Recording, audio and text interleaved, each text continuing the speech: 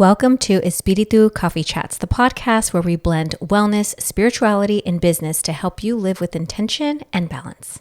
We're your hosts, Valerie and Arlene, two Latina entrepreneurs here to guide and grow with you.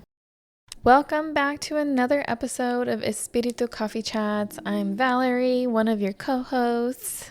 I'm Arlene. Welcome back. Thanks for tuning in. We are so excited. I think we're in the 20s episodes. Look at us. Crazy. I know. I'm proud of it. Yeah, me too. I'm like, we're just trying to get in our rhythm and in our flow. And we appreciate everybody who's tuned in so far, everybody who's left comments on the podcast or had subscribed to us. Like, we definitely appreciate it. So wanted to shout you all out. We're like a little under a year. Yeah. Heading up to a year, I think. I have a birth chart for our podcast. So I have to check that out. But I think it's in October is when we officially aired our first episode. Yes. And I'm really excited because there's just been so many changes in literally everything. Yeah. If I flash back our first episode, I was still trying to figure out this real estate thing in San Diego. Oh, yeah. And then you were deep head into figuring out what to do with your employees. Oh my God, yes. Shop. And you had been about maybe 9 months into business, or maybe longer than that, but a year with at least being a brick and mortar. Yes, with the brick and mortar, definitely. Yeah, so lots has changed. And so we figured we'd give you guys an update on everything going on in life and business and the world, everything. So yeah, do you want to start us off? Sure. Let's see. So we took a break summer. I went to Oaxaca with my husband. We celebrated our 15th anniversary. And yeah, summer was just busy. But I feel like it gave me a lot of clarity this summer as well on how to amplify my business. How can I amplify my abundance in life, meaning money-wise, energy-wise, calling in the right partnerships. I think this year for me was just a really big focus on what's working and what isn't working, and let's try to scale. Whereas before, I was still just trying to figure out what it was I wanted to focus my time and my energy on. Like I was playing with real estate. Yeah. I was playing with this interior design idea because I love both. And then I just threw all that out the window and I was like, you know what, let's just focus on spirituality because that's my core love. And so I spent, I think this summer, really diving deeper into what seeds do I need to take out? Because I have my seed pack and it's poured into the ground and I'm just trying to grow all the things where I'm just really realizing, especially this summer made me realize my energy is so limited, especially being a mom with my kids and also trying to balance a healthy marriage, healthy kids, me being healthy with my physical body and my energy as well. And then just really understanding who and what takes away my energy and then what are the things that actually fill me up. So I've spent this summer really wanting to deep dive into that and then also scaling my business to where it calls in more abundance with less of my energetic output in the fact that what is tiring me out. Yeah. And if something is going to tire me out, I'd rather it really fulfill me to the core. So that's kind of where I've been. I hired a business coach, which is scary for me. And I'm really excited for it. I've been working with her officially since middle of July. So it's been about a month, I would say. And I've already saw such a change in the way that I think in my business. This coach is really aligned. She's a projector just like me. She's a 1-3 profile. So she definitely gets the energy of being a projector in human design, which I pride myself on bringing in human design into your business and using that as a tool. It's nice that my coach knows about all that stuff, a little bit about astrology. She's a woo-woo person. So she offers a breathwork certification, but then she also offers a coaching academy. So I'm in the coaching academy. And yeah, it's just trying to figure out what are the offers that I love to give out to others and how can I put things together that really keep people with me and allow me to nurture them further. And just I knew that I wanted to open up my human design school, but I was how do you do this type of course type of stuff? And so this coach kind of knows all that.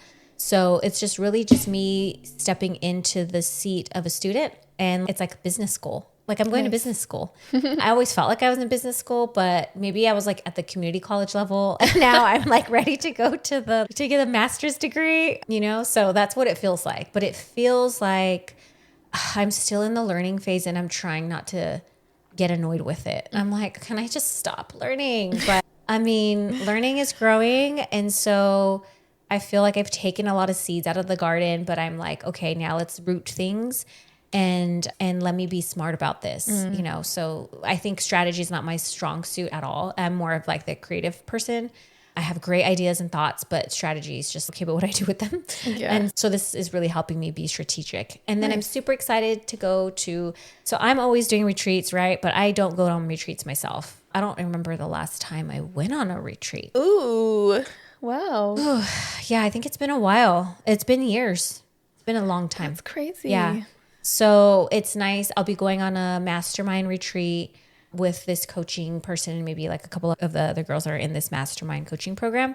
And it's in Tulum, and I have great astrocartography lines. So I'm there, which is I have a Jupiter. So if you're into astrocartography, I'll give you a little fun one. Jupiter MC line. So the MC is in your chart, in your astrology chart. It's the line that is usually in the 10th house. It could be the 9th, 10th, or 11th, but mine's in the 10th house. And sometimes you'll have a planet line. So a planet line has another flavor plus the MC line, which means career purpose. And I have Jupiter, the planet Jupiter on that line. So MC Jupiter line. And that's the line of like your expansion and your abundance. And so it sits right in Tulum. Ooh. Yes. And I'm super excited. And then I have a moon line that runs there too.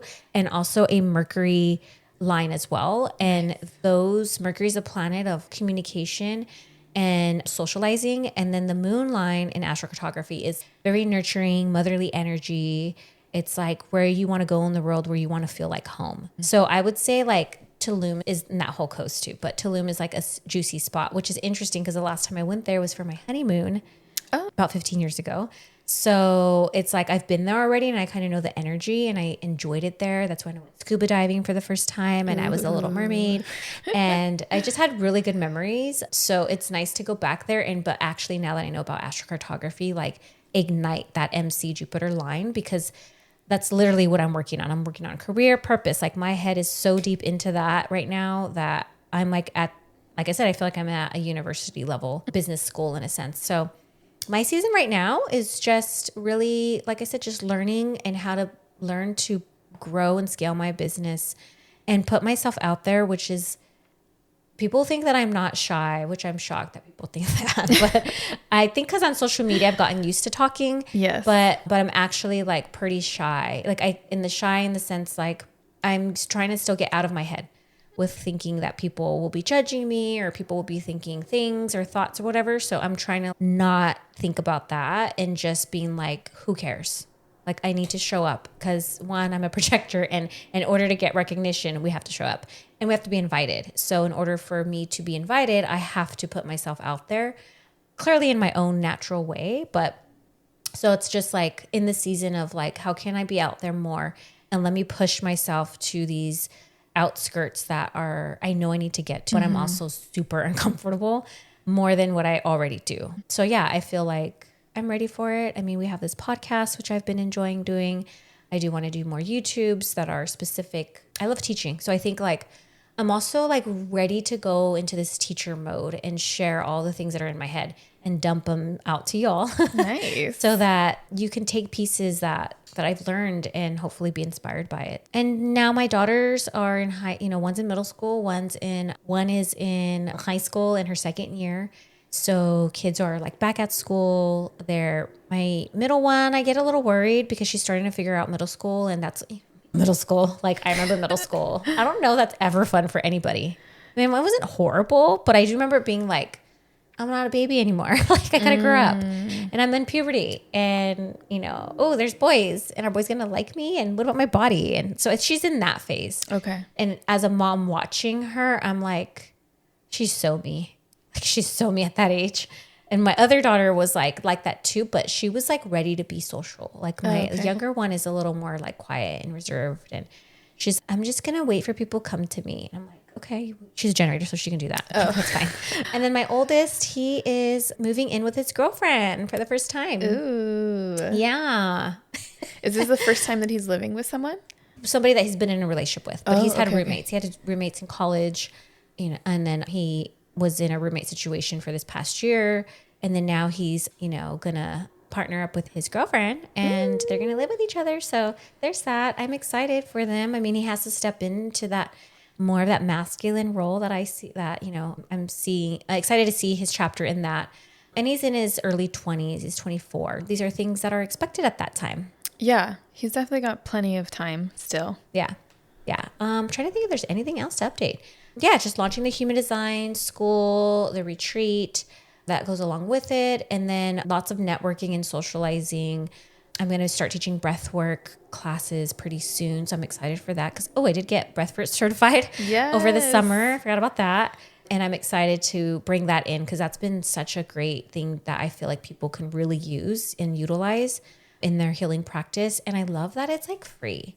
I mean, it's not free. It's free like in the fact that once you learn the technique, you can, you know, guide yourself eventually in the long run. Yeah. But it's also just something that has been very, I feel like for me, has been super deep. Like I've been able to also go really deep with breath work that I haven't been able to get as deep with just with talk therapy. So it's a good combination to do breath work with therapy, I think. And it's somatic. So you're like really tapping back into your body. You're figuring out like, where is this sitting in my body? Let me like work with this energy. So I really love that. And so I'm really excited to step into that somatic type role and add that to my facilitator bucket. Yeah. And next year I'm also joining a program where it's somatic facilitator training. So it's like really learning how to hold space. And since I am in a facilitator role a lot, even when I do readings with others, I do feel like I'm in a holding space role. I want to be able to really learn how to hold it better. Not to say that I'm not good at it. I just want to make sure that I can give myself in a very aware, open space where my energy is more towards my client. And when they're going through something that's traumatic and cathartic, I want to be able to really support their nest better than what I already do now. So I'm excited for that. And again, it's another teacher who's teaching, you know, somebody who is, I'm putting myself in a role where now I'm being the one who is being fed information. I'm the one who's being supported and I'm the one who's being nested in, which I haven't had that. I don't know why I feel like I'm going to get teary, but I haven't really had that in a while. Oh, wow. Yeah. I'm like, I'm going to cry right now. There goes my Cancer moon acting up. Yeah, it just feels, and this is what I've been wanting. And I've been holding myself back from it because I just don't trust people. And I'm just very particular on who I give those types of roles to. Yeah. So I feel like the coaching and then this other facilitator who certified me through breath work, but then now I'm going to continue on this next journey with her next year. They have this motherly energy, and one of them is younger than me. And the other one, I don't know how old she is. I don't know, but I think maybe we're around the same age. But it's, you know, being in a space where being held by another woman who is wanting to see you succeed. And so that's what feels nice. And I haven't opened myself like that for a while. It's been a couple of years as well.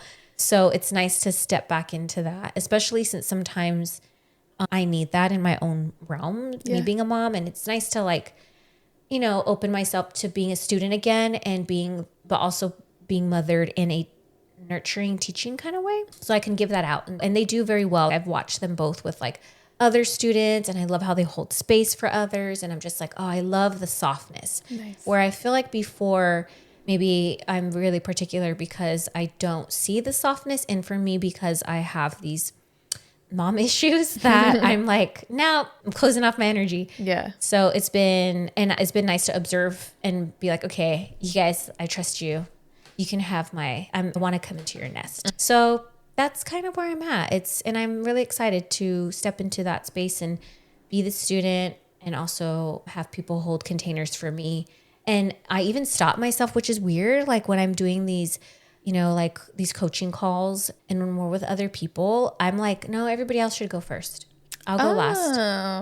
And I'm like, no, actually, Arlene, like you deserve to go. If you have something that you really need support with, like, why do you need to wait for everybody else? Yeah. So that's also something that being in this space that I've noticed, I still want to give my energy, like want everybody else to hold the energy. So I think there's some work that I'm learning, like, oh, why do I have, there's worthiness issues, you know? Mm-hmm. So it's been interesting, but also all in good ways.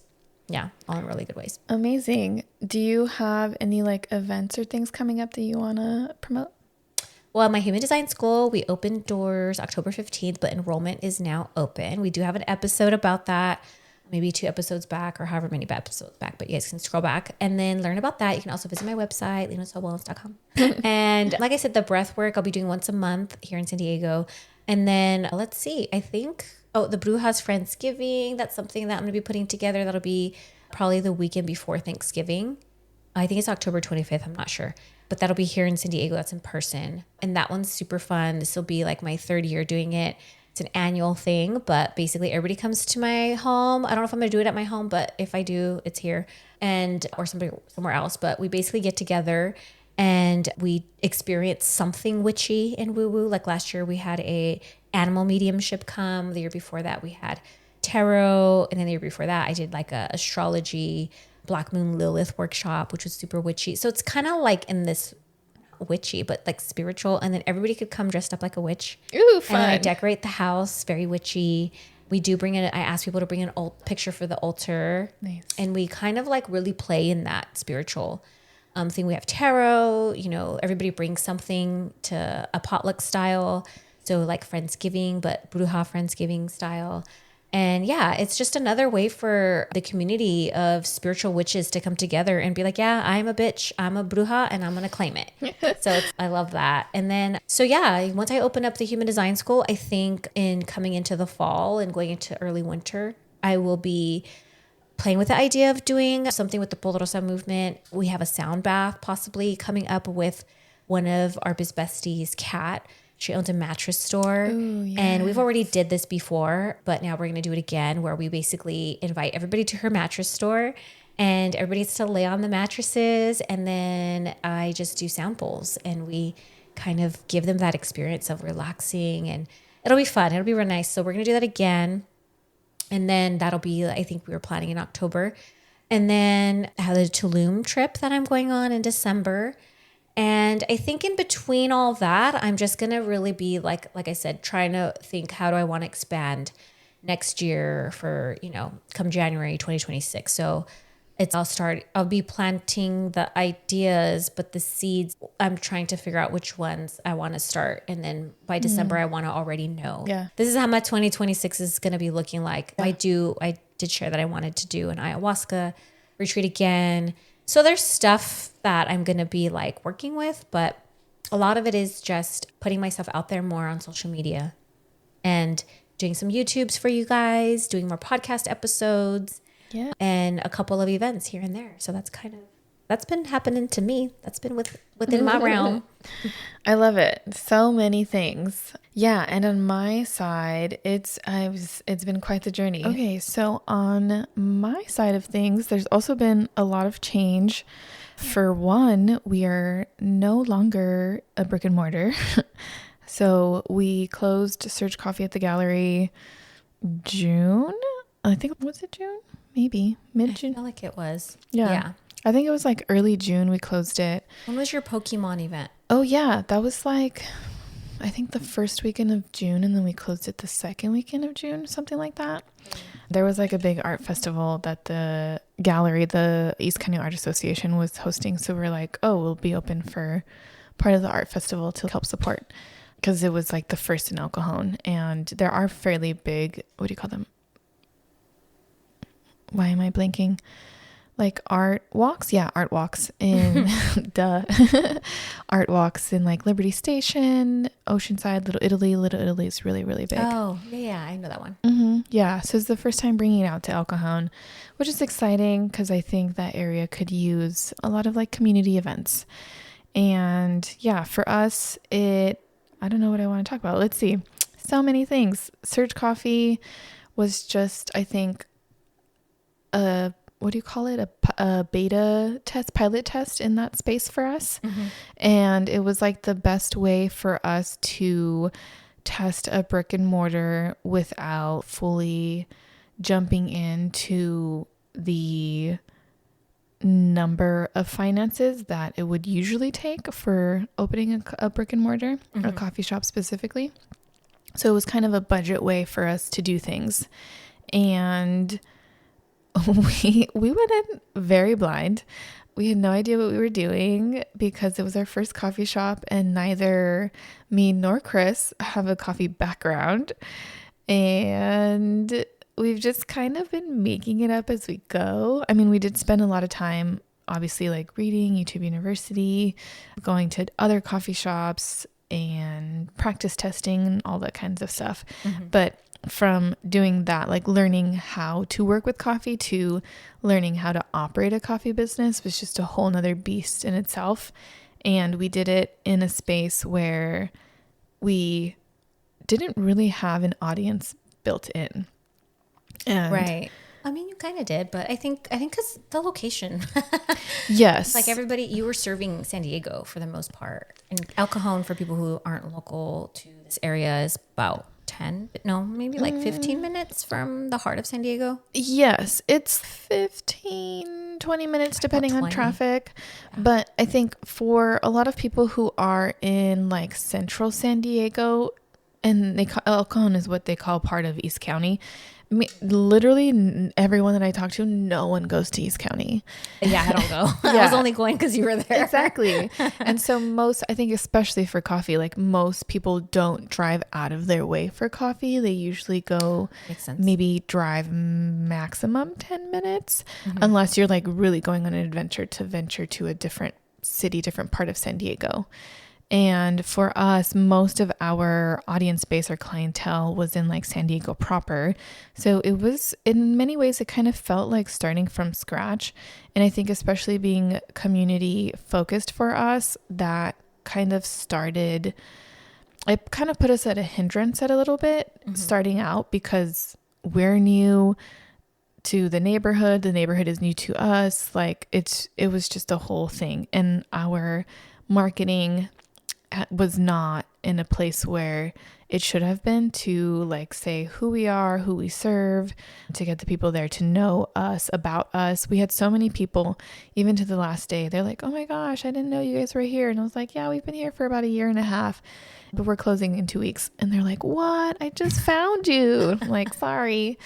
Yeah, there was definitely lots of learnings that we had from being in that space. And I mean, I think also a lot of personal learnings, not just business. Like I have taken away so many lessons. And I think at first it was really hard for me to accept that it just wasn't working. Like I wanted it to work so bad. But I think part of me wanting it to work so bad was also part of me being afraid of failing. And in many ways, I did feel like a failure because I opened a coffee shop in the cheapest way possible and I couldn't get it to work. And I couldn't get it to be profitable. And I think it also showed me that there was just so much work that goes into operating a coffee shop, a brick and mortar. Like you're essentially in the restaurant business. And we just weren't prepared for it. Looking back, I think there are so many more questions I wish we would have asked the people that we were sharing the space with, questions that I wish we had asked ourselves, like questions that we had done research on about the neighborhood itself and the environment. So I think it required a lot more research that we didn't do. But at the same time, kind of like going in naive and blind helped us to just like rewrite the rules and write it for ourselves. It took me a couple months to, I think, really accept that it wasn't working and that we needed to close it. And Chris he gave me like so many deadlines. He was like, if it doesn't work by this, then we're closing it. I'm like, give me more time. And then we would get to that time and he's like, if it doesn't work by this, then we're closing it. And then again, give me more time. And finally I was like, you know what? I'm over it. I'm burnt out. Like, I don't feel excited to come to this place. We're losing money left and right. Like it just, I don't know. It felt like it became harder and harder to operate in that space. Yeah. Once you're over it, you're over it. That's it. Although I think the good thing that you did do in that space was totally revamp it. Oh, yes. The energy, you could totally feel it. I mean, when you left it with such a good vibe than what it ever had before. And I think that's something to credit yourself a lot. Like when you can leave a mark on a place that has your own energy and your own signature, that is when it's okay. It wasn't for nothing. Like I made this space better. Yeah. 100% better.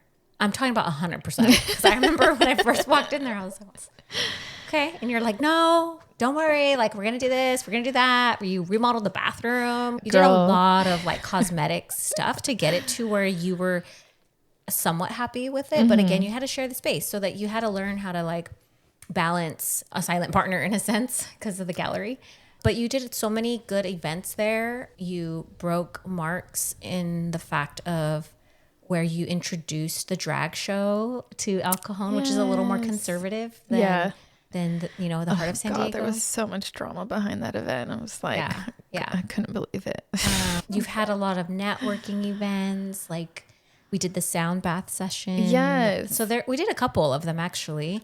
So there's a lot. I mean, just for me, I didn't know you were going through all that. I was like, you're just growing. Like you guys are doing fine. Yes. Like, this is great. And then I think as time progressed, numbers too, that's going to definitely show you and give you either it's going to be motivating or it's not. And also you were CEO, you're manager, you're freaking customer service, you're the roaster. Like you were just being spread all over the place.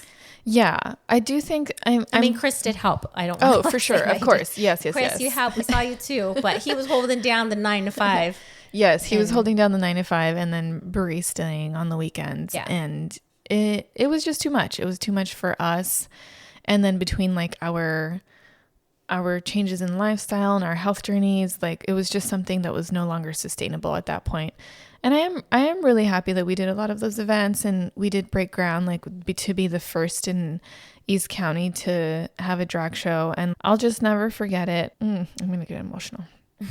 But it was really nice to have that space for people and for them to be happy. And like, they were just so gracious and like, just so happy to have a space for them. And like, I think just leading up to that event, there was just like all this turmoil, this unnecessary turmoil and people saying unnecessary things. And like when I was advertising it on Facebook and it was just so dumb to me. I was like, I don't understand why we just can't accept these people and let them be and just like, I'm like, these people have lived here for so long. And to like hear them saying it's the first time that they feel seen and welcomed in a space that was built for them. And I was just like, for all the shit that we went through, I think that really made it worth it. Yeah. And yeah, I mean, I'm happy that we did that because like, at least it opened the doors to people know that there were other people there like them in that community and you don't need to hide. And we went all out. Like we had freaking security. We had red velvet rope. We put like paper on the windows so people couldn't see in, trying to make sure everyone was protected.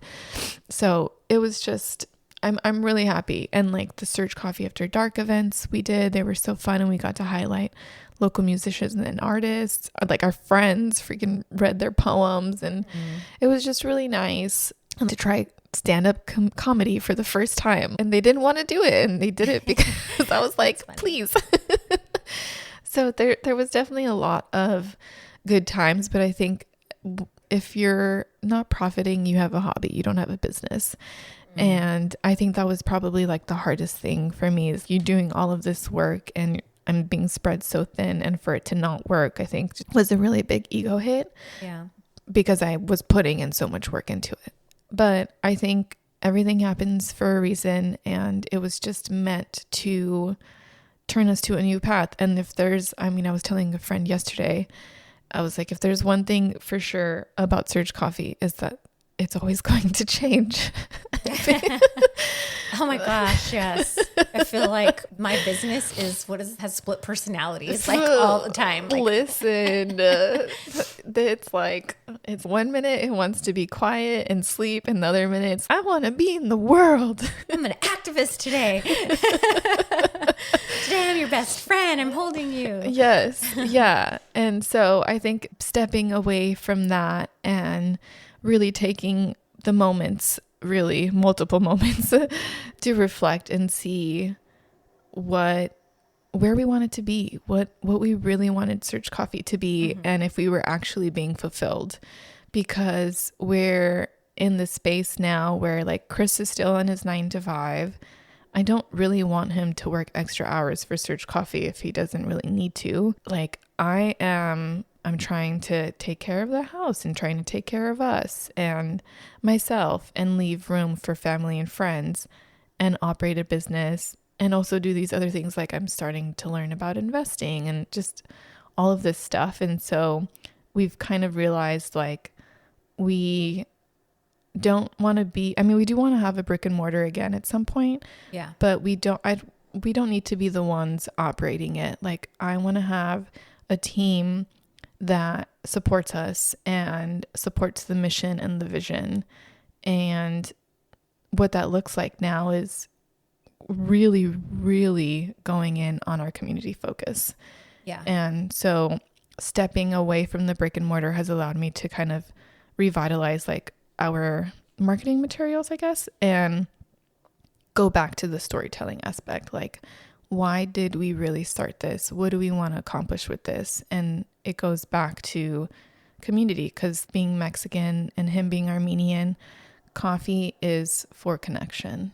It's for catching up with people. It's for building bridges. In many ways, it's like food. It's like breaking bread.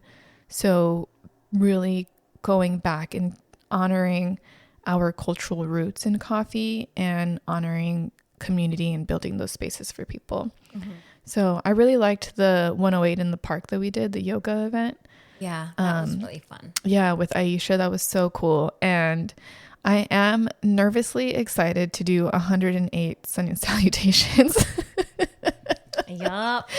Maybe that's something people usually like to do around New Year's. Because it's like a beginning of the year kind of like, it's energetic. It's an energetic 108 flow of sun salutation. So that'd be a fun one to do. Like, basically like we did it and just repeat it in the summer, or me in the winter.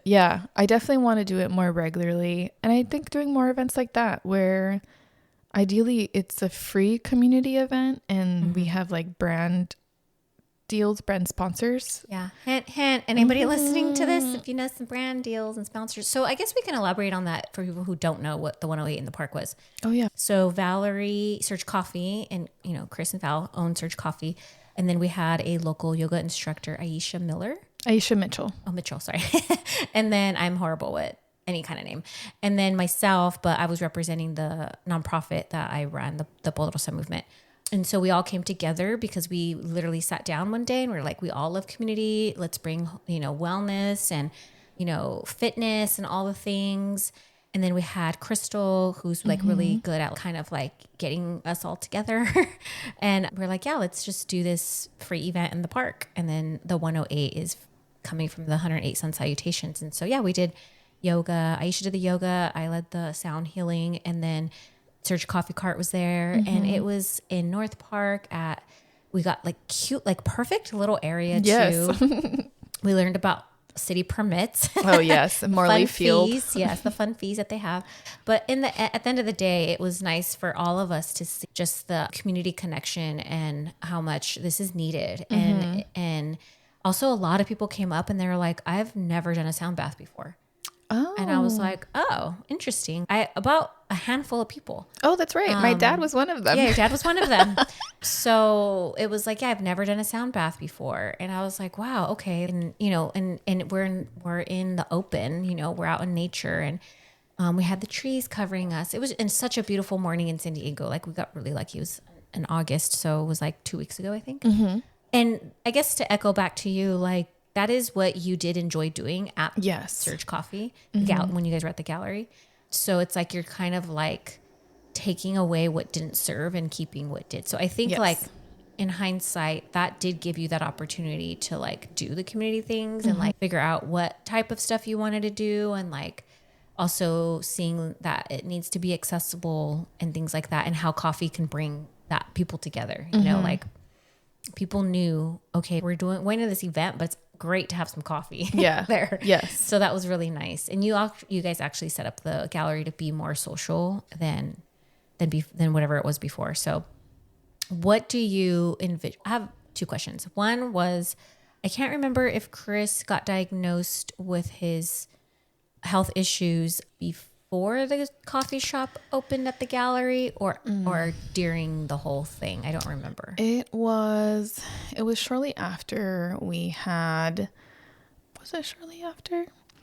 I think we were in the building phase. We were in the construction phase, the remodeling phase, when he first noticed some symptoms. And then we waited. No. Yeah. Then he went and did some more tests, and then the doctors reviewed the tests and were like, okay, there's some problems here. We need you to come back for another checkup. And when you're here for this checkup, you're going to see 1 doctor, 2 doctors, 3 doctors. Here's all the tests you're going to do. And yeah, I think it was like January. It was in March, because I remember it was my birthday. It was like a few weeks before my birthday that we had all that stuff going on. Yeah. So you basically walked into this like not knowing he's going to have all these health problems. Yeah. Yes. Which I'm not laughing. I'm laughing, but it's like pretty serious. So, and it was serious stuff. It is still serious. So it's like you just, that's like the perfect storm just came through. And was like, it really was. Let's give you this and let's give you that too. And let's just test the shit out of you. So you were tested, both of you. Yeah. Because even after like June for us this past year was actually really, really busy. And I think that kind of was like the ultimate test that was like, you can't keep doing this in the way that you're doing it. Yeah. Because it just wasn't working. Like his body felt it. My body felt it. Like his body felt it way more than my body felt it, obviously. But we were both just like, we looked at each other and we're like, what are we doing? Right. Like we do love this, but do we have to do it like this? And so, yeah, I think that's kind of what like led me into looking for all these other things. Like I was like, oh, let me be a financial advisor. Let me learn, because I need to learn proper finance anyways and get good at numbers. So I might as well learn for myself and then teach other people. But for whatever reason, I just kind of felt this, like when the magnets are opposites, I felt that kind of feeling of the pushing apart from each other. And I'm not really sure why. Maybe it's a little bit of fear, but I just wasn't feeling like it was a match. And then I had found this other investing workshop and randomly on Instagram, and I was like, oh, I want to sign up. So I signed up. I couldn't go to the freaking class because I was in a meeting with something else. And then I was like, okay, let me try for another meeting, because they had a few different options for the weekend. And then I went to the wrong freaking hotel. Oh my gosh. And I got there and I was like, oh, okay. And my mom was coming down for the weekend. So I was like, you know what? I'm just going to ask my mom and see if she's down to go, because like my mom's also into investing. Like she's down for something new. So let's try it. And sure enough, I asked her and she was like, yeah, I'm down. Let's go see it. And we went. It was like very simple, like introduction, not even like a master class. It was like an introduction workshop. And they highlighted a lot of important information for us. And it turned out that my mom had already looked into, excuse me, she had already looked into that kind of investing beforehand, like years ago, but it was so complicated that she just didn't pursue it anymore. So it kind of felt like it was right timing, right place, right person kind of vibe. Yeah. And yeah, now me and my mom are learning to become real estate investors.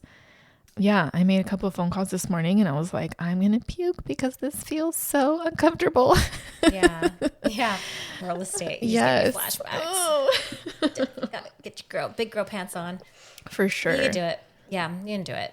The more you do it, the more you get comfortable with people's masculine energy. That's the energy, the best way I can describe it. It's like whenever I was doing like, reaching out to brokers or other agents and putting in offers and things like that, I can tell I had a switch. Like my brain was like, it's time to go into like boss mode. Yes. And I would get like my voice would change. Like I would just be like, let me step it up a little bit.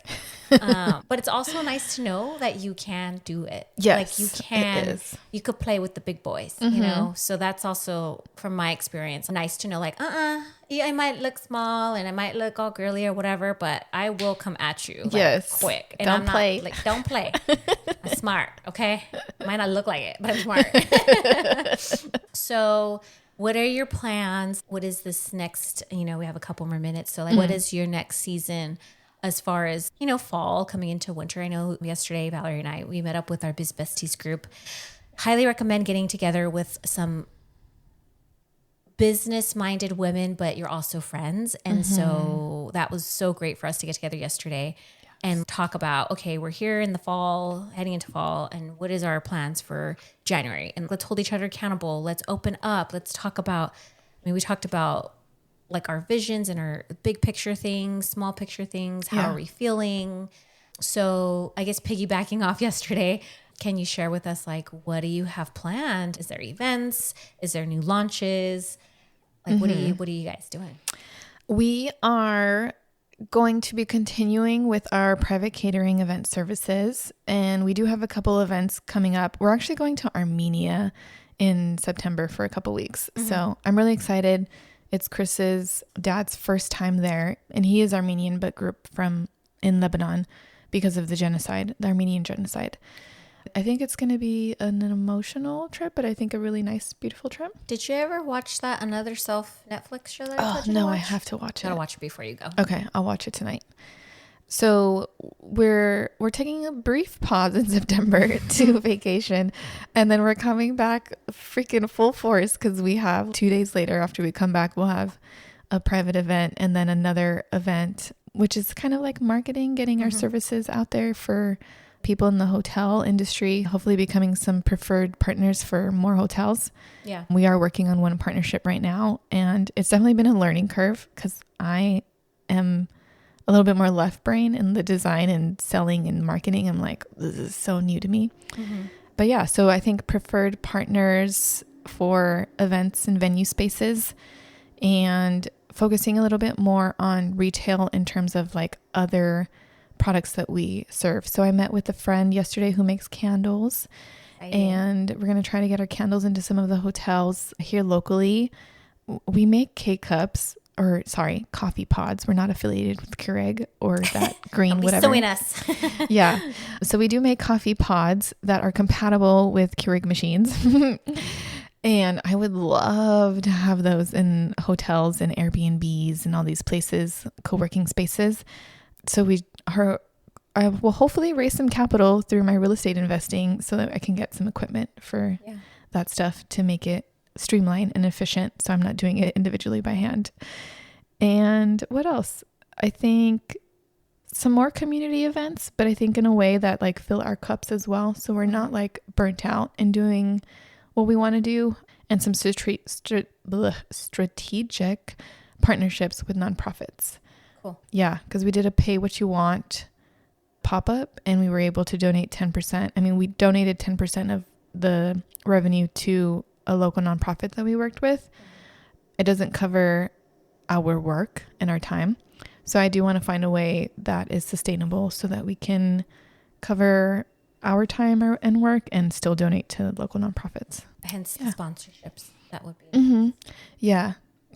So definitely lots of things, but right now I think focusing kind of like how you said, the strategy, like the systems and the strategy for me are like very, very important right now, because I am learning like I can't just hold this all together by myself. Like I need to get a system in place and hire a team. Yeah. I'm ready to hire a team for sure. I also need to create more space on my end for the nonprofit, because I am the founder. So I'm like, okay, we have our board new terms coming up in October. So if anybody wants to be a board member on the Bold Little Sun movement, you're good with grants and fundraising. That's great. But I've also learned from my previous boards on what, like, just that experience of what works, what doesn't work, what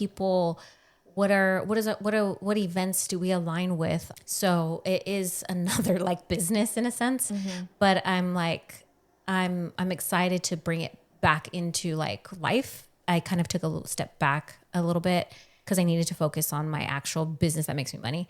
But in the long run, I'm like, I love being able to give this, and it's so needed, like healing work, spiritual work, all that stuff. So, I mean, I'll be focusing on trying to recruit board members, also trying to figure out creative ways to get funding or fundraising, events, things like that. So forgot to add that.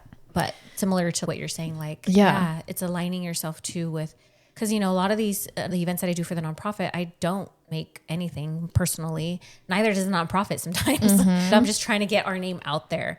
But it does get to a point where, okay, like this needs to start rolling in, because I can't make impact without the financial resources, whether it's for my business, Luna Soul Wellness, or whether for the nonprofit. So I think maybe this is like a little call out. If anybody has any experience for Valerie and I, we would love to pick your brain, because I think that's an avenue where I don't know. I don't know. Yeah. Anytime there's like free community events, y'all, it's not actually free. Somebody is just fronting the bill so that it's free for you. So keep that in mind, especially when you're supporting like BIPOC founders, LGBTQ founders, people who are often like underserved and underfinanced, because the bill's coming somewhere. It's getting paid. Listen.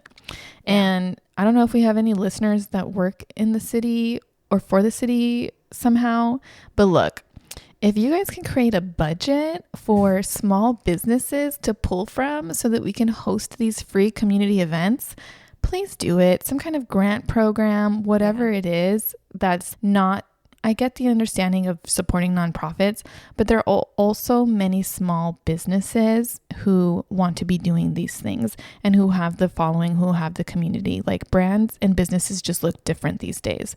If you don't have a community, usually you're not going to last as a business.